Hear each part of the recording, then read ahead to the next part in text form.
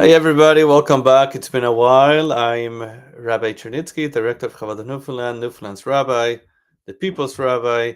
Lovely to be with you again. It's been a bit of a break since we were away in the summer and then on the wonderful Jewish holidays.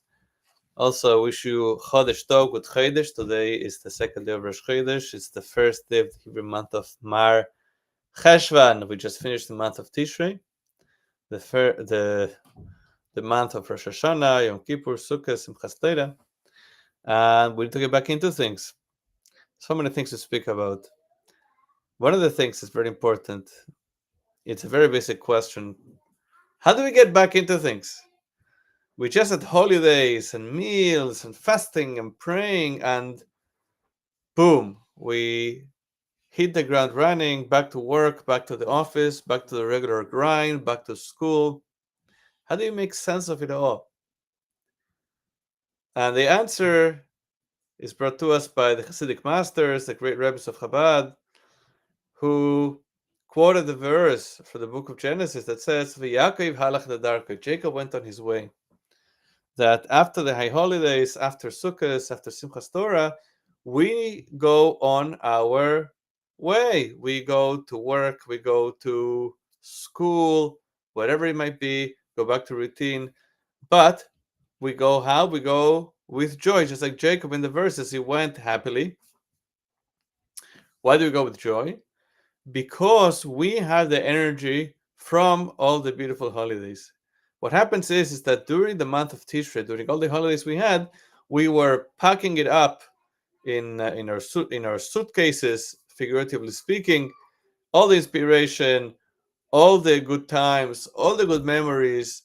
We were packing it away, and we slowly unpack it during the year. That's what helps us get through the year. That's what helps us do the things that we do, which seem mundane, which seem detached from Judaism, which seem detached from any deeper meaning, seem detached from godliness.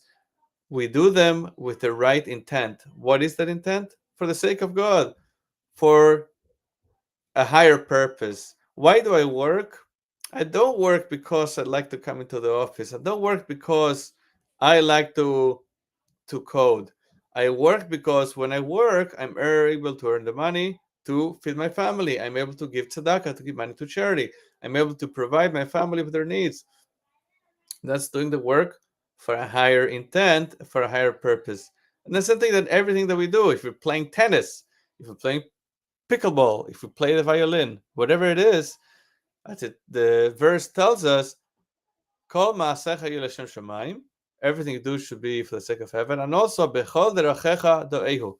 In all of your ways, you should know God Almighty. Having said that, something very interesting is that this week's parsha is the parsha of Noach. Noach is Hebrew for Noah. Noah, we know the story that God told him to build the ark that could save him and his three sons and their wives, his wife, his sons' wives, and also some of the world's animals, the animals that didn't act immorally.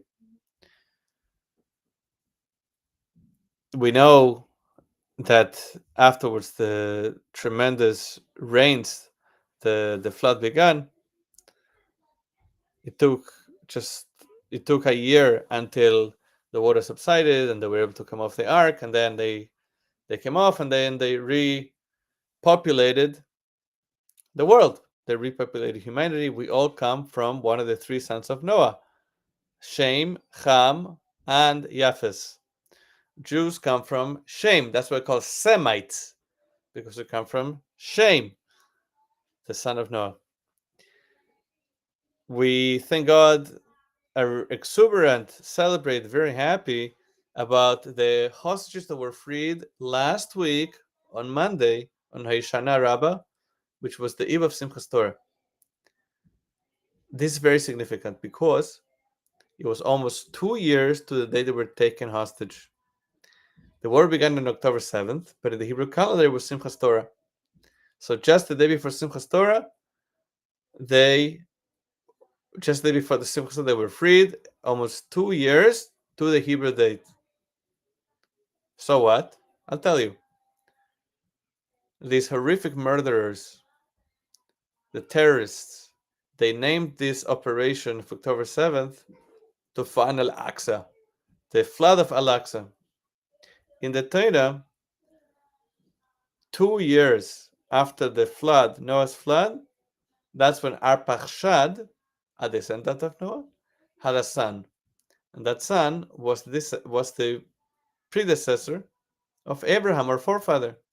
So you see that 2 years after the flood, 2 years after this terrible Hamas flood, there's birth, there's growth, there's renewal, and that's exactly the period of time we're in now.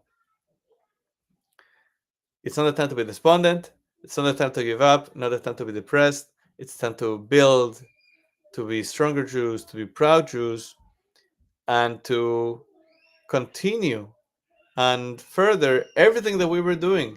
It's a time for life, it's a time to have more children, it's a time to live life to the utmost. This week's parsha is very interesting because, on the one hand, God chose to destroy the world through water. Yet we know that water represents life. Water is what makes things grow. Water in Kabbalah and Hasidic thought it represents the godly attribute of chesed, of kindness. So why would God destroy the world through something that's a very positive thing? So Hasidic thought shares a number of answers. And yes, certainly God could have destroyed the world many ways. According to Hasidic thought, God could just stop giving life to the world and the world would cease to exist and revert to nothingness. Why? Because God has to, every second, every millisecond, constantly give life to the world. Otherwise, the world reverts to nothingness. The essential state, the status quo of everything in the world is non-existence. So if God doesn't bring non-existence into existence every second, it automatically reverts to its status quo, to its original status, which is non-existence.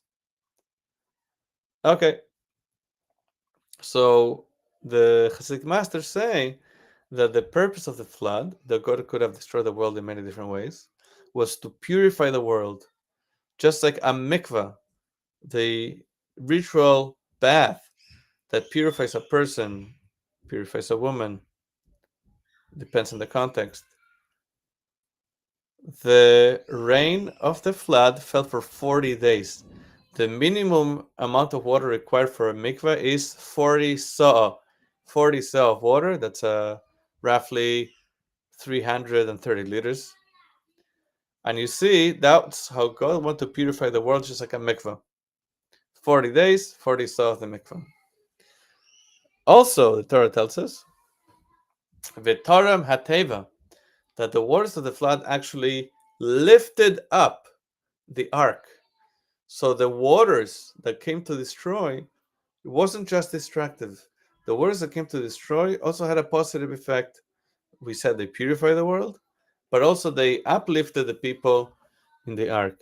Hasidic thought tells us that the flood of Noah is representative of the worries of making a living, of any types of worries that we have that distract us from being good Jewish people, that distract us from fulfilling our mission in life. And it could go both ways. The water could, God forbid, drown the person. You could drown in worry. Or it could also pick you up. It could also pick you up when you realize that the whole intent of why God brings upon us these worries is to bring us up. When you realize that really God is the one that runs the world. And He gave me this challenge because I could overcome the challenge. And He gave me the challenge so that I could overcome it. That gives you more zest. That gives you more energy. And that energizes your day. I'm Rabbi Chernitsky, Director of Chabad Newfoundland. Hope you enjoyed the class. Hope to catch you, God willing, next week on Wednesday, which is the regular time for the class. Have a wonderful week. Shabbat Shalom.